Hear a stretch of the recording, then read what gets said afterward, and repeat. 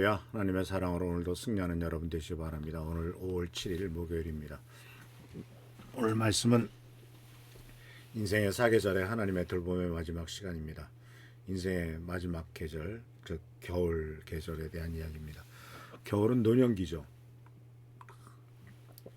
그리고 세상의 눈으로 보면 쇠락의 계절처럼 보이지만 하나님의 눈으로 보면 이것은 새로운 봄을 향한 준비의 계절입니다.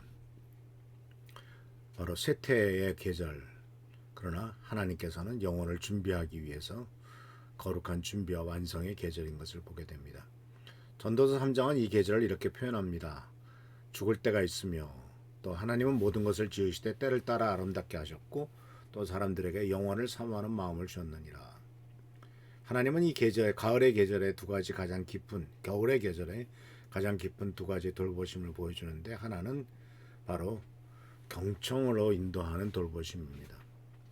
전도서 3장 7절의 후반절은 이런 말씀이 있습니다. 침묵할 때가 있다. 그리고 말할 때가 있다. 노년기는요. 침묵의 시간이 많아지는 계절이죠. 은퇴하면 할 말이 줄어들죠. 자녀들이 독립하면 집이 조용해집니다. 어떤 이들은 이러한 침묵을 외로움으로 느낍니다. 그러나 히브리어의 침묵하다는 것은 하라쉬인데 이것은 단순히 말을 하지 않는 것이 아니라 고요하게 있다, 주의 깊게 듣다라는 의미이죠. 평생 자기 목소리 내며 분주하게 살았던 우리가 이제는 손을 놓고 하나님의 음성에 귀를 기울이는 법을 배우는 시간입니다. 침묵은 고립이나 외로움이 아니라 창조주 하나님과의 가장 밀도 높은 대화이고 예배입니다. 그래서 하나님께서는 이 침묵의 시간을 통해서 우리가 우리의 인생 전체를 돌아보음을 확증해 주시고 돌보셨음을 확증해 주시고 존재 자체만으로도 충분히 아름답다 하는 사실을 깨닫게 하십니다. 그래서 시편 46편 10절에 이렇게 말하죠. 이르시되 너희는 가만히 있어 내가 하나님 됨을 알지어다. 가만히 있으라라는 히브리어는 라파입니다. 이것은 손을 놓아라, 긴장을 풀어라, 투쟁을 멈추라라는 의미입니다. 평생 애쓰고 수고했던 손을 내려놓고 이제 하나님께 맡기라는 것입니다. 사랑하는 성도 여러분, 특히 인생의 계절을 맞이한 여러분들, 침묵을 두려워하지 마십시오. 침묵은 외로움이 아니라 하나님을 만나는 시간입니다. 한국교회는 행동하는 신앙을 강조하지만 그러나 존재의 신앙도 배워야 됩니다. 무엇을 하는 것이 아니라 하나님 앞에 있는 것만으로도 예배가 된다라는 것을 배워야겠죠. 그래서 인생의 겨울의 계절은 인생 전체를 돌아보기 때문에 지나온 봄의 날들, 여름의 수고, 가을의 아픔들을 돌아볼 때 과연 이 모든 것이 의미가 있었는가 하는 질문이 찾아오는데 하나님께서는 3장 11절을 통해서 모든 것을 지으시되 때를 따라 아름답게 하셨다라고 말씀하십니다. 때를 따라 아름답게 하시는 것, 이것이 바로 봄도 아름답고 여름도 아름답고 가을도 아름답고 겨울도 아름다운 계절인 것을 보게 됩니다. 히브리어로 야페는 아름답다, 적절하다, 완벽하다는 뜻인데 하나님은 모든 것을 그때에 맞추어 아름답게 만드십니다. 사랑하는 성도 여러분, 우리들의 인생을 한번 돌아봅시다. 어떤 때는 이해할 수 없었던 일이 있었지만 지나고 보니 하나님의 섭리였고 고통스러운 순간들이 있었지만 지나고 보면 성장의 기회였습니다. 또 왜 그런 일이 나에게 생겼나? 라고 이렇게 하나님 앞에 물어봤지만 지금은 그것이 필요했었구나 라고 하는 것을 가르쳐 주죠.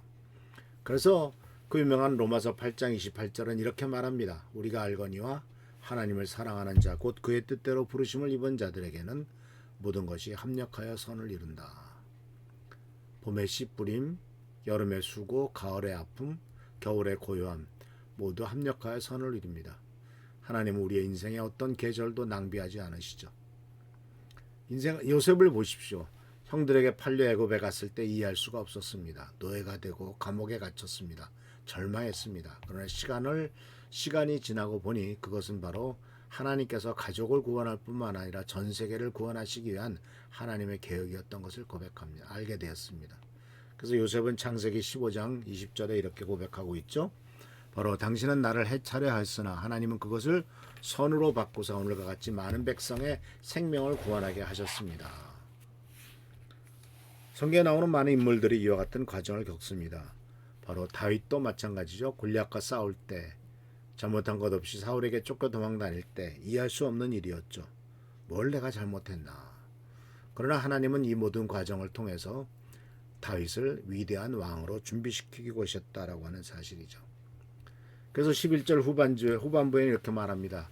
또 사람들에게는 영원을 사모하는 마음을 주셨다. 영원이라고 하는 단어의 히브리어는 올람인데 영원을 사모하는 마음을 넣으셨습니다.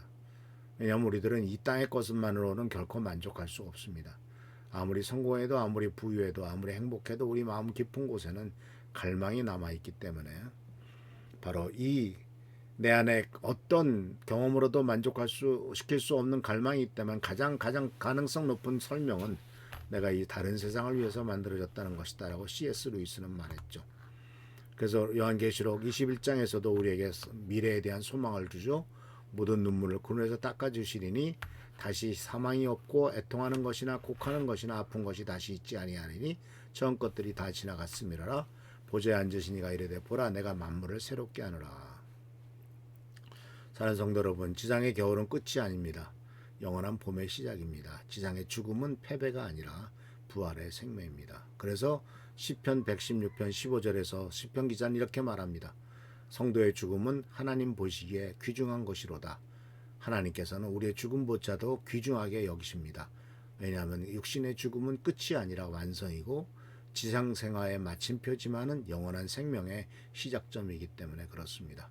그래서 바로 빌립보서 1장 6절에 너희 안에 착한 일을 시작하신 이가 그리스도 예수의 날까지 이루실 줄을 우리가 확신한다.